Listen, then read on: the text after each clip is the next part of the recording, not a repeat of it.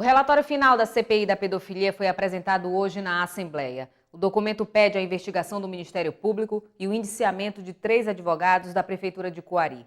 Constituído após 8 meses de investigações e depoimentos, o relatório sugere ainda a criação de um banco de dados de pedófilos, publicidade nos cinemas e uma matéria sobre direitos humanos na grade curricular dos ensinos fundamental e médio. O relatório final, com mais de 100 páginas, foi lido em plenário pelo deputado do PTN, Orlando Cidade, relator da comissão, e o correlator, deputado pelo PPS, Luiz Castro. A CPI foi criada no dia 9 de abril deste ano.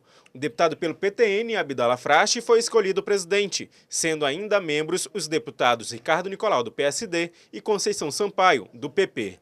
A comissão investigou denúncias de crimes de exploração sexual de crianças e adolescentes em todo o estado. O Congresso Nacional teve a sua CPI, o Estado do Amazonas foi um dos focos prioritários da CPI do Congresso e a Assembleia não poderia deixar de cumprir o seu papel como cumpriu. Portanto, eu não tenho dúvida dos encaminhamentos importantes que estão sendo dados pela CPI, mas, acima de tudo, a maior demonstração é justamente nós que estamos parlamentares, que estamos representantes do povo do Estado, do Amazonas, nós não poderíamos jamais nos omitir nessa investigação. Ao todo, a CPI durou 250 dias, 10 reuniões realizadas, 45 oitivas foram feitas, sendo 8 instituições, 19 vítimas e 18 testemunhas ou acompanhantes de vítimas. Houve a expedição de 65 ofícios e 43 recebidos. No dia 29 de abril, a comissão esteve em Brasília e reuniu com a presidente da CPI da Pedofilia Nacional, Érica Cocai, em busca de informações já coletadas no estado. Já no mês de novembro, foram apuradas denúncias de abuso sexual praticado por um vereador contra 2 menores de idade no município de Apuí. As 2 adolescentes foram ouvidas. A Comissão Parlamentar de Inquérito também ouviu vítimas dos municípios de São Sebastião do Atumã, Manaus, Tapauá, Coari, Careiro da Várzea, Apuí e Altazes. Todas foram encaminhadas para atendimentos psicológico e jurídico. Eu tenho certeza e convicção de que todas as informações que vão ser passadas agora para o Ministério Público vão poder municiar aquele ministério no sentido de que se aprofundem as investigações, porque como a CPI era uma coisa restrita e nós abrimos um pouco essa investigação para essa questão financeira, essa parte o Ministério Público vai ter que fazer uma investigação à parte, né, do que foi tratado aqui esses 8 meses, que era a pedofilia.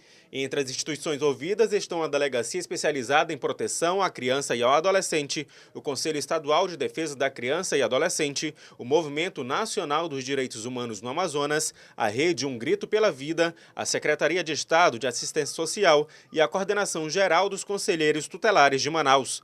Ao final do relatório, a Comissão Parlamentar de Inquérito fez algumas recomendações. Ao Tribunal de Contas do Estado, solicita a análise da legalidade de contratos firmados entre a Prefeitura Municipal de Coari e diversas empresas e pessoas nos anos de 2013 e 2014. Entre elas estão 3 advogados contratados pela Prefeitura. A estrutura pública do município de Coari foi colocada a serviço de uma rede de pedofilia, que é a maior rede de pedofilia que nós descobrimos até então no norte do Brasil. Isso é gravíssimo. Fortes indícios de pagamentos irregulares para advogados que atuam na defesa privada do réu afastado, do prefeito afastado. Fortes indícios, suspeitas gravíssimas de malversação de recursos em diversos contratos superfaturados que nos obrigaram a pedir investigação tanto do Ministério Público Estadual como também providência do Tribunal de Contas do Estado. O documento também solicita a análise de contratos entre a Prefeitura e o Escritório de Advocacia Antônio Batista e advogados associados, considerado pela CPI como irregular, já que foi feito sem licitação. Iremos fazer várias recomendações, inclusive teve a questão de algumas quebras de alguns sigilos bancários e que estão lá, que será apresentado ao Ministério Público, por se tratar de uma ação de segredo de justiça, mas os resultados, ao nosso ver, foi muito positivo com referência à CPI da pedofilia. Ao Ministério Público do Estado, a comissão pede a criação de um núcleo especializado de apoio a crianças e adolescentes vítimas de abusos sexuais. E ainda a investigação de uma suposta contratação ilegal dos advogados e possível indiciamento por crimes contra a ordem pública e o financiamento da pedofilia.